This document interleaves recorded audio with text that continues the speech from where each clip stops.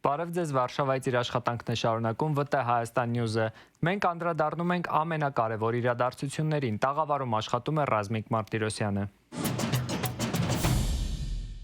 Ապրիլի 14-ին մահացել է զինծառայող Նարեկ Արշակի Հակոբյանը։ Տարեսկզբից արդեն 5-րդ զինծառայողի մահն է գրանցվում խաղաղ պայմաններում։ Պաշտպանության նախարարությունից հայտնել են, որ դեպքի հանգամանքներն ամբողջովին պարզելու նպատակով ընթանում է քննություն։ Ողբերգական այս վերջին դեպքից առաջ եւս 4 զինվոր էր մահացել։ Քննչական կոմիտեի խոսնակ Կիմ Ավդալյանը մեծ զրույցում դեպքի հետ կապված մանրամասներ ներկայացրեց։ Ապրիլի 14-ին զինծառայողի մահվան դեպքի առթիվ նախաձեռնվել է քրեական վարույթ, քրեական օրենսգրքի 523-րդ հոդվածի առաջին մասի հատկանիշներով, այն է զինծառայողին ինքնասպանության հասցնելը։ Նշանակվել են փորձաքննություններ, կատարվում է նախաքննություն դեպքի ամբողջական հանգամանքները պարզելու ուղղությամբ։ Արտգործնախարար Արարատ Միրզոյանը Բրյուսելում հանդիպել է պաշտպանության եւ տիեզերքի հարցերով ԵՄ հանձնակատարի հետ։ Մտքեր են փոխանակել վերջին շրջանում զարգացող անվտանգային եւ պաշտպանության ոլորտում փոխգործակցության հեռանկարների շուրջ։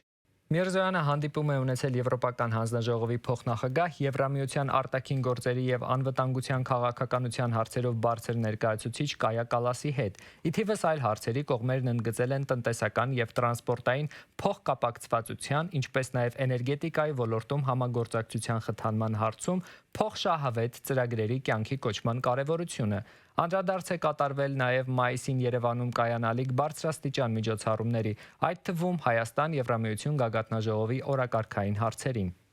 Հայաստան-Եվրամիություն տնտեսական հարաբերությունների հեռանկարի, Ռուսաստանի կողմից հնարավոր քայլերի, Հայաստանի տնտեսության ներկայիս վիճակի վերաբերյալ կզրուցենք տնտեսագետ Նարինե Պետրոսյանի հետ։ Հայաստան-Եվրամիություն հարաբերություններին տնտեսական տեսանկյունից անդրադառնալիս նախ եւ առաջ մենք պիտի փորձենք հասկանալ, թե ընդհանրապես մենք ինչպիսի առևտրային փոխկապակցության մեջ ենք գտնվում այս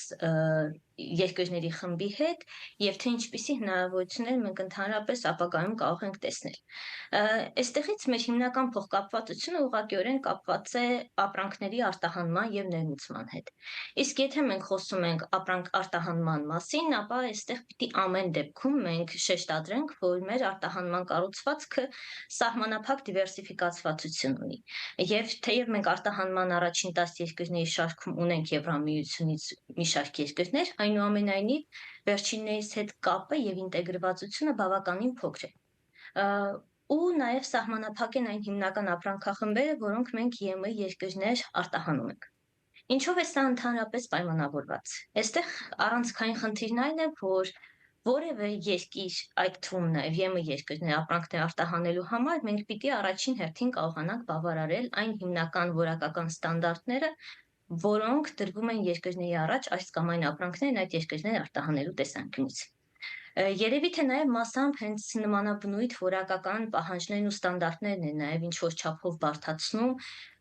դեպի ԵՄ երկրներ հայաստանյան արտահանման հնարավորությունների ընդլայնումը։ Մյուս կողմից լոգիստիկ, տրանսպորտային խնդիրներ են, որոնք եւս ինչ-որ չափով դառնում են խնդիր այս տիպի երկրների հետ արտահանման հնարավորություններ ընդլայնելու տեսանկյունից, քանի որ եթե ապրանքների արտահանման փուլում մենք բախվում ենք բավականին մեծ ծախսերի, ապա սա ենթադրելով, որ հաջորդ փուլում մենք ունենալու ենք նաև առավել բարձր գներով ապրանքներ, որոնք արտաքին շուկաներում մրցունակություն չեն ունենալու կամ առնվազն սակավ մրցունակություն են ունենալու։ Սա է նաև պատճառը, որ մենք ԵՄ-ի հետ առևտրաշրջանառության տեսանկյունից բախվում ենք մեկ այլ խնդրի ապրանքների սահմանափակ իրացման հնարավորությունների տեսանկյունից։ Այսինքն, եթե փորձենք ընդհանուր առմամբ ամփոփել Հայաստան-ԵՄ փոխգործակցությունը առևտրային տեսանկյունից, ապա հիմքը կլինի այն, որ մենք երկրների այս խմբի հետ փորձում ենք գտնել առևտրային կապերի ընդլայնման հնարավորություններ, որպես արտաքին առևտրի դիվերսիֆիկացման ուղղություն, բայց որակական ստանդարտների նկատմամբ առկա պահանջներ, ինչպես նաև տրանսպորտային ենթակառուցվածքների որոշակի սահմանափակվածությունն ու լրացուցիչ ծախսերը դեռևս շարունակում են լինել այն հիմնական խոչընդոտը, որոնք ինչ-որ չափով սահմանափակում են մեր հնարավորությունները դեպի այս տարածաշրջան առևտրի ընդլայնման տեսանկյունից։ Հայաստան-Եվրամիություն հարաբերությունների ֆոնին Ռուսաստանից այս ընթացքում տարբեր նախազգուշացումներ եւ սպառնալիքներ են հնչել, ինչ իրավիճակ է հայ-ռուսական տնտեսական հարաբերություններում եւ որքանով է այս պահին իրատեսական ԵԱՏՄ-ից դուրս գալը։ Հայ ռուսական տնտեսական փոխգործակցության վերաբերյալ երևի թե նորություն չեմ ասի, եթե ասեմ, որ մեր կապը պատմական է ու սա էլ նաև բերել է նրան, որ այդ պատմական կապը, որը ձևավորվել է ժամանակի ընթացքում, եկել ու շարունակվում է նաև մինչ օրս տնտեսական տեսանկյունից, ինչ պատկեր ունենք մենք ընդհանրապես առևտրի տեսանկյունից։ Դարձյալ տարիների ընթացքում ձևավորված այդ պատկերը շարունակում է մնալ նաև ներկայումս։ Ռուսաստանը Հայաստանի առևտրային հիմնական եւ առանցքային գործընկերներից մեկն է, ու ներկայումս էլ մեր արտահանման ընդհանուր կառուցվածքում Ռուսաստանի կշիռը գերազանցում է 30%-ը։ Սա խոսում է այն մասին, որ առնվազն այս երկրին բաժին է հասնում մեր առևտրի բավականին ճնշող մասը։ Հետևաբար տնտեսական փոխկապվածության մասին խոսելը առնվազն կարծում եմ նույնիսկ անիմաստ է, քանի որ մենք ինքներս էլ արդեն տեսնում ենք նման բարձր փոխկապվածության մասին։ Մյուս հանգամանքը, որը այստեղ կցանկանայի առանձնացնել, այն է, որ մեր տնտեսական պատմական կապերը ամրապնդվել են նաև ԵԱՏՄ-ին անդամակցության արդյունքում։ Մենք ԵԱՏՄ-ի հետ գտնվում ենք, Ռուսաստանի հետ գտնվում ենք միևնույն տնտեսական միության կազմում իդեմս ԵԱՏՄ-ի, գտնվում ենք միևնույն մաքսային պայմաններում լինելով ԵԱՏՄ անդամ, ու սա էլ նաև ինչ-որ չափով բերում է նրան, որ մեր առևտրային կապերը ոչ թե գնում են մարման, այլ ընդհակառակը ինչ-որ չափով ԵԱՏՄ անդամ լինելով պայմանավորված, մասամբ նաև ավելի են խորանում։ Բացի այդ, ռուս-ուկրաինական պատերազմն այնուամենայնիվ իր հետևանքն ունեցավ նաև այս առևտրային հարաբերությունների վրա։ Ինչու, որովհետև այս աշխարհաքաղաքական իրողությունների արդյունքում ռուսական առևտրային ուղիները որոշակիորեն սահմանափակվեցին կամ կարելի է ասել խաթարվեցին, ու այս երկիրն իր հերթին փորձեց նաև այլընտրանքային ճանապարհներ գտնել առևտրի տեսանկյունից։ Ու բնականաբար Հայաստանն էլ դարձավ այդ այլընտրանքային առևտրային ուղիներից մեկը, ու այս թեման բազմիցս նաև քննարկվել է մասնագիտական շրջանակներում, կապված այսպես կոչված ոսկու գործոնի հետ, երբ հայաստանյան շուկան կարծես դառնում էր կապող օղակ Ռուսաստանի եւ այլ երկրների միջև թանկարժեք մետաղների արտահանման տեսանկյունից, եւ սա թեև հայաստանյան տնտեսության համար այդ ոսկու տեղաշարժը բավականին մեծ ավելացված արժեք չէր ստեղծում, բայց այնուամենայնիվ առևտրային ուղիների վրա ուղղակիորեն ազդում էր։ Սա բերեց նրան, որ կարծես թե Հայաստանը դարձավ միջնորդ երկիր նաև ինչ-որ չափով Ռուսաստանի առևտրային ուղիների կայունությունը պահպանելու տեսանկյունից։ Որքանով է հնարավոր արդյոք հետագայում ռուսական տնտեսությունից, այսպես ասած, ազատվելը եւ դեպի ԵՄ երկրներ տեղաշարժվելը, եթե հաշվի առնենք մեր բարձր փոխկապվածությունը Ռուսաստանի Դաշնության տնտեսության հետ, պիտի առնվազն նշենք, որ կարճաժամկետում սա գոնե հնարավոր չէ։ Որպեսզի հնարավոր լինի նման մեծ առևտրի դիվերսիֆիկացիայի գնալ դեպի ԵՄ երկրներ կամ ցանկացածի այլ երկրների խումբ, ապա այստեղ մենք պիտի կարողանանք ստեղծել բավարար տնտեսական կապեր, կարողանանք ապահովել ներկայացվող որակական, տեխնիկական, լոգիստիկ եւ այլ բնույթի պահանջները, որպեսզի կարողանանք նաեւ մուտք գործել համապատասխան շուկաներ։ Եթե մենք դուրս ենք գալիս, այսպես ասած, ռուսական տնտեսական ազդեցությունից, ապա դա ենթադրելու է նաեւ հաջորդ փուլում դուրս գալ նաեւ ԵԱՏՄ-ից, ինչը ենթադրելու է նաեւ այնուամենայնիվ առևտրային եւ մատակարարման շղթաների որոշակի խափանումներ։ Իսկ որպեսզի մենք գոնե կարողանանք միջնաժամկետում նման քայլերի գնալ, ապա սա պիտի պահանջի գործուն քայլերի իրականացում, որոնք մեզ հնարավորություն կտան այդ առևտուրը իրապես դիվերսիֆիկացնել։ Իսկ որպեսզի հասկանանք էլ թե ինչքանով մենք ունենք այդ դիվերսիֆիկացման հնարավորությունը, մենք պիտի նայենք թե այլ երկրներ ու ինչ ենք մենք արտահանում։ Իրանում ստեղծված իրավիճակն ինչ կերպ կարող է անդրադառնալ Հայաստանի տնտեսության վրա։ Հայաստանի տնտեսությունը կարծես թե մոտավորապես մենք բախվում ենք առնվազն տնտեսական տեսանկյունից այնպիսի իրավիճակի, ինչպիսին ռուս-ուկրաինական պատերազմի դեպքում էր։ Ինչու, որովհետև այստեղից մենք եւ կարող ենք շահող դուրս գալ եւ կարող ենք ինչ-որ ռիսկերի բախվել։ Շահող դուրս գալու տեսանկյունից մոտավորապես նույնական պատկեր, ինչ Ռուսաստանի Դաշնության դեպքում, այսինքն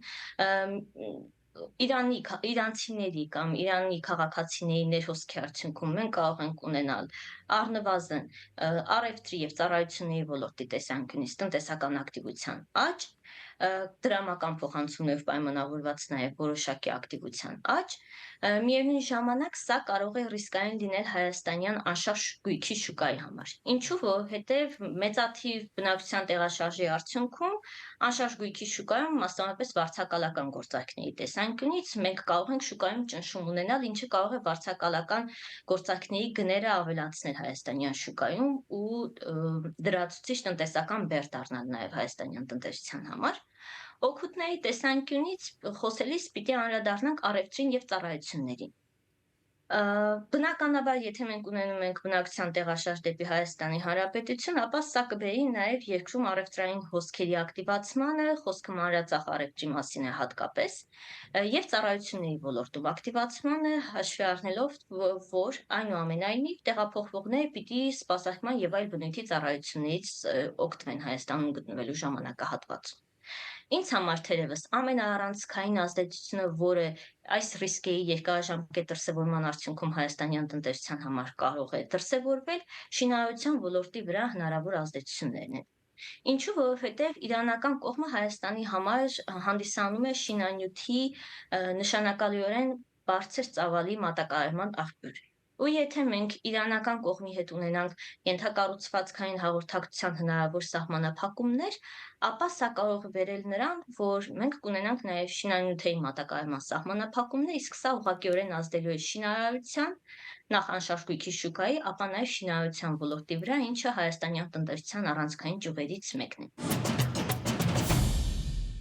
Ուժեղ Հայաստան կուսակցության անդամ Գոհար Ղումաշյանի նկատմամբ սահմանվել է վարչական հսկողություն։ Նա դատարանի դահլիճից ազատ է արձակվել։ Կուսակցությունից հայտնում են, որ 3 ձերբակալված Վայքի գրասենյակի պատասխանատու Վերժինե Ստեփանյանի նկատմամբ եւս կիրառվել է վարչական հսկողություն։ Դեպքի վերաբերյալ հակակոռուպցիոն կոմիտեն հաղորդագրություն էր տարածել։ ՎՏ Հայաստան Նյուզը զրուցել է նաև Ուժեղ Հայաստանի խոսնակ Մարիաննա Ղահրամանյանի հետ։ Հակակոռուպցիոն կոմիտեի օպերատիվ հետախուզական ստորաբաժանումների կողմից իրականացված միջոցառումների արդյունքում փաստական տվյալներ են ստացվել այն մասին, որ բարեգործություն իրականացնելու օրենսդրական արգելքի պայմաններում համապետական ընտրություններին մասնակցող Հայաստանի տարբեր բնակիչների բարեգործության անվան տակ Ուժեղ Հայաստան կուսակցության անդամի կողմից այլ անձի օժանդակությամբ 2026 թվականի մարտ ամսվա ընթացքում մի դեպքում անհատույց տրամադրվել է դրամական միջոց, մեկ այլ դեպքում արտոնյալ պայմաններով խոստացվել է ծառայության մատուցում։ Դուք տեսաք, որ ապօրինի անհեթեթ պատճառներով բերման էին ենթարկվել մեր կուսակցության 2 ներկայացուցիչները՝ Գոհար Ղումաշյանը,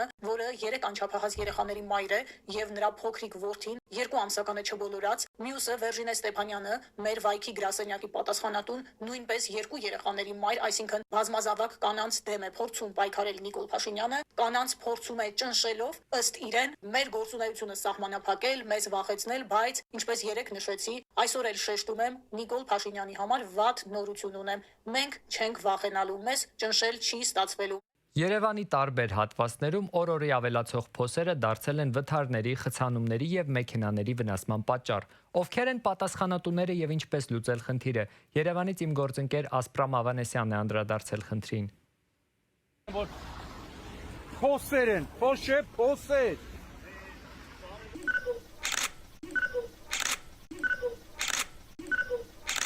Պարուչ Սևակ, Գյուրջան, Գյուրջանից դեպի Արմենակյան, Աշխաբադի, Սևանի, Հովսեփյան փողոցները, Գայի Պողոտան, Ներքին Չարբախը, Դավթաշենից Զովունի, Երևանից Աբովյան տանող ճանապարհները, Վերև, Ներքև, Աչ ու Ձախ։ Երևանի ավտոճանապարհների փոսերի աշխարհագրությունն է, որ վարորդների համար մղձավանջ ու գլխացավանք են դարձել։ Նախորդ տարի ճանապարհաշինարարության Երևան քաղաքի բյուջեն եղել է 1.2 միլիարդ, շուրջ 1.2 միլիարդ դրամ, բայց այս քաղաքային իշխանությունը 26% թերակատարել է, այսինքն գումարը եղել է, չեն կարողացել ծախսել իրեն։ Մյուս կարևորագույն խնդիրը, որը այնուամենայնիվ վիզուալ տեսանելի չի եղել, դա փոսերը, որոնք որ տարվա ընթացքում ճաքում են, ժողովրդական լեզվով ասած, նկատած կլինեք, առաջ բերում էին բիտում էին լցնում, կլեն այդ ասֆալտը, էլի բիտում էին լցնում, ասֆալտը պատում էին նորից, որ իրանք ձմեռը կյանք ունենան։ Փոսերը առաջացել են ոչ թե աղից ու ավազից, երբ աղն ու ավազը լցել ես, ձյունը հալվել է, ջուրը լցվել է ասֆալտի տակ, այդ ճեղքերի արդյունքում, հետո մինուս եղանակ աղը ուռել են, տրաքել են ասֆալտն ամբողջությամբ։ Մյուսը եկեք արձանագրենք, որ իրանք անորակ ասֆալտ են արել։ Երևանում ասֆալտն ըստ փաստաթղթերի պետք է 5 սանտիմետր հաստություն ունենար։ Բոլորս իրար հետ չափ ենք ասֆալտի հաստությունը եւ տեսնում ենք 5 սանտիմետր չի, այլ 4 սանտիմետր է։ 1 սանտիմետր ասֆալտի արժեքը կազմում է 1051 դրամ։ Իսկ եթե 1051 դրամն էլ բազմապատկենք Գայի պողոտայի ամբողջ ծավալին, որը կազմում է մոտ 50,000 քառակուսի, կազմում է 52 միլիոն 500,000 դրամ։ Մսխված գումարները մի կողմ։ Ամենօրյա հաճախականությամբ Երևանի քաղաքացիները եւ Երևան եկողները կրում են անորակ աշխատանքի վնասները։ Քաղաքապետ Տիգրան Ավինյանը փոխհատուցման աշխատանքներն ամենակարևորն է համարում։ Չկա նոր տարի, չկա զատիկ, չկա հանգստյան օր, ոչ մի բան չկա։ Բոլոր այն մասնակիցները, ովքեր որ այս process-ում գալիս են, հայտ են ներկայացնում, այսօրվանից թող իմանան, որ որևէ օր իրենք չունեն հանգիստ, որովհետև փոխհատուցման աշխատանքները դրանք տենց կարևորագույն աշխատանքներից մեկն են Երևան քաղաքում։ Ամեն քայլափոխի հանդիպվող հրամատանման փոսերից վնասվում կամ ջարդվում են մեքենաները, շատանում խցանումները, ավելանում են վթարները։ Մի քանի անգամ ես ինքս անձամբ մեքենայով երեկոյան ուշ ժամի, երբ որ արդեն տեսանելիությունը բավականին վատ էր, հայտնվել եմ այդ մեծ փոսերի մեջ, բարեբախտաբար շատ լուրջ վնասներ չեմ կրել։ Ովքեր են պատասխանատուները։ Պատասխանատուն միանշանակ քաղաքային իշխանությունն է, քաղաքացիական օրենսգիրքից մասով շատ հստակ կարգավորում ունի, ինչ է ասում, պետական եւ տեղական ինքնակառավարման մարմինների կամ պաշտոնատար անձանց գործողությունների կամ անգործության հետևանքով քաղաքացիների միաբանական անձանց պատճառված վնասը կրում է պետությունը կամ համայնքը։ Ինչպես քաղաքապետարանին համոզել, որ վնասված մեքենայի կամ վթարի պատճառը հենց փոսերն են եղել։ Կանգնել, կանչել բարեկային ծառայություն, արձանագրել այդ վնասը, այնուհետև դիմել համապատասխան փոխհատուցում ստանալու համար։ Այդ պրակտիկան կա, երբ որ օրինակ էլեկտրոցանցը կամ վիրոլյան փոսոփորում չի լսում, մարդիկ եկնում են, դատի են տալիս, գումարը վերցնում են։ 6-րդ փոսն է, 7-րդ փոսը 150-ով 120։ Փոսերի խնդիրը, քանի որ հիմա ընտրությունները ՔՊՆ-ն ասֆալտչիկի բրենդ ուներ, որը իսպար սպառել է ինքը, հիմա պիտի փորձել իր բրենդը հետ վերականգնել, գիշեր ու ցերեկ օր ու գիշեր փորձել են ասֆալտ փռել, նենց որ հույս ունեմ, որ ընտրությունից առաջ որպես ասֆալտակաշարք հետ են տալու ժողովրդին, այսինքն փռելու են այդ ասֆալտը, որպեսզի ասեն, տեսեք, վերջապես մենք այն փոսերը, որ առաջացել էին, վերացրել ենք։ Երևանի փողոցները վերածվել են վտանգավոր գոտիների, իսկ քաղաքացիները ստիպված են սեփական միջոցներով հաղթահարել անորակ աշխատանքի հետևանքները։ Ասպրամ Ավանեսյան, ՎՏՀ Հայաստան News, Երևան։ Որոնք են արդարադատության խնդիրները Հայաստանում։ Հայաստան Եվրամիություն քաղաքասարակության պլատֆորմի 8-րդ երկկողմ հանդիպմանը Նիկոլ Փաշինյանը նշեց, որ զբաղվել է արդարադատության եւ արդարության հետազոտությամբ եւ հանգել եզրակացության, որ ամենակարևոր խնդիրներից մեկը պրոցեսների եւ ինստիտուտների օրգանիկությունն է, ժողովրդի հետ կապի իմաստով։ Այսօրվա համակարգի պայմաններում մենք երբեք արդարություն եւ արդարադատության զգացում չենք ունենալու, որովհետև ես գործընկերներին ասել եմ, որ Հայաստանի Հանրապետությունում դատական եւ արդարադատության եւ արդարության համակարգերը հիմնականում չունեն օրգանական կապ իշխանության բարձրագույն աղբյուրի ժողովրդի հետ։ Եվ այս խնդիրն է կարևորագույններից մեկը, որը մենք պիտի լուծենք։ Այս թողարկման համար նախատեսել էինք այսքանը։ Հետևեք մեզ ՎՏՀ Հայաստան News-ի Facebook-յան եւ YouTube-յան հարթակներում, որպեսզի բաց չթողնեք օրվա կարևոր նորությունները։